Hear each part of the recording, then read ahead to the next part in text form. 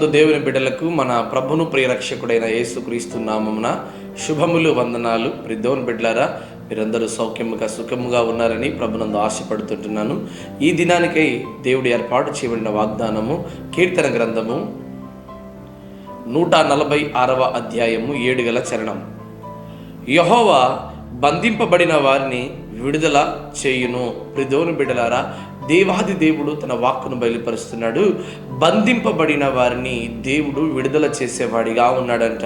చూడండి, ఇజ్రాయేల్ ప్రజలందరూ కూడా ఐగుప్తులో బానిసలుగా బ్రతుకుతున్నారు, బంధింపబడి ఉన్నారు, ఎంతగానో శ్రమలు పాలైపోతున్నారు. వాడు పెట్టేటువంటి వెట్టి చాకరీ పనులు చేయలేక వాళ్ళు ఎంతగానో కష్టాలు పడుతున్నారు. ప్రియదేవుని బిడ్డలారా, అయితే వారు పెట్టిన మొరలు యెహోవా విని వారి కొరకు మోషే గారిని పంపించి ఉన్నాడు. ఎందుకంటే దేవుడు వారిని విడిపించడానికి మోషే గారిని ఎన్నుకుంటూ వచ్చాడు. ప్రియదేవుని బిడ్డలారా, ఈరోజు అనేక మంది జీవితాల్లో బంధింపబడి ఉన్నారు.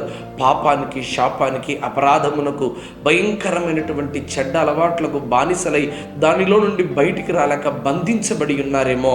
అయితే ప్రభు ఈ ఉదయకాలం ముందు నీతో మాట్లాడుతున్నాడు.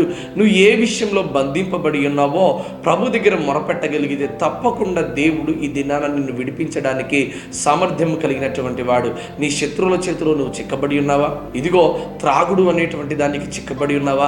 అనేక వ్యాపారాలకు, చెడ్డ బానిసలైనటువంటి కార్యములకు నువ్వు అలవాటు పడి బంధింపబడి ఉన్నావా? అందులో నుంచి నేను బయటికి రావాలని ఎంతో ప్రయత్నం చేస్తున్నానని, కానీ నేను రాలేకపోతున్నాను అని బాధపడుతున్నావా? అయితే దేవుడు తప్పకుండా ఈ ఉదయకాలం ముందు నిన్ను విడిపించడానికి సిద్ధంగా ఉన్నాడు. ప్రియదేవుని బిడ్డలారా, ఈరోజు ఎంతోమంది జీవితాల్లో త్రాగుడుకు, జూదమునకు, భయంకరమైనటువంటి వాటికి బానిసలై బంధింపబడి ఉన్నారు. అయితే దేవుడు మాత్రం విడిపించగలిగిన వాడండి.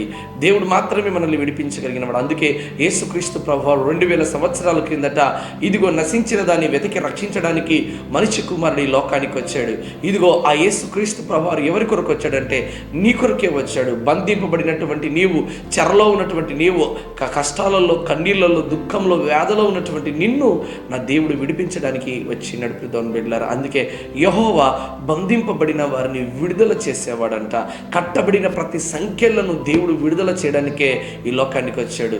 ఇదిగో యేసుక్రీస్తు ప్రభువారు తన స్వరక్తాన్ని ఇచ్చి, తన శరీరమును, తన రక్తమును ధారబోసి ఈరోజు మనందరి కొరకు ఆ కల్వరి శిలువలో ప్రాణం వదిలాడు. ప్రియదేవుని బిడ్డలారా, ఆయన విడుదల మన కొరకు చేసి ఉన్నాడు. గనుక ఈ ఉదయకాలం ముందు ఏ విషయంలో బంధింపబడి ఉన్నావో, అప్పుల ఊబిలో ఉన్నావా, ఆర్థిక పరిస్థితులలో ఉన్నావా, అనారోగ్య సమస్యలో ఉన్నావా, మరి ఏ విషయంలో బంధింపబడి ఉన్నావో ప్రతి వాటిని నా దేవుడు ఇది నిన్ను విడుదల చేయునుగాక.